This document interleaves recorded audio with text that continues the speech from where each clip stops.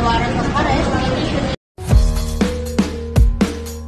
para po ipaalam po ang ihain po sa inyo ang warrant of arrest, initially Judge Gina Bibat Palamos ng Regional Trial Court, Branch 111 ng Pasay City. Ano po? Ito po ang warrant po, it is 14 counts under po siya ng Section 28 ng RA 8799 po ang the Securities Regulation Code. Kayo po magbibig na ng nalinig kung magsawalang po. Ano man po ang inyong sasabihin ay maaari po gamitin pabor o laban po sa inyo sa ano pang po naman dito sa Pilipinas. Kayo rin po ay may karapatan sa abogado.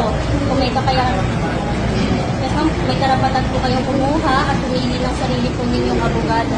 At kung wala po kayong kakayahan, bibigyan po kayo ng gobyerno. Kayo rin po may karapatan pumili ng doktor na mag-examine po ng physical condition ninyo. At kung wala man po bibigyan din po kayo ng gobyerno. May intindihan? Yeah. Okay. Ako hindi po yung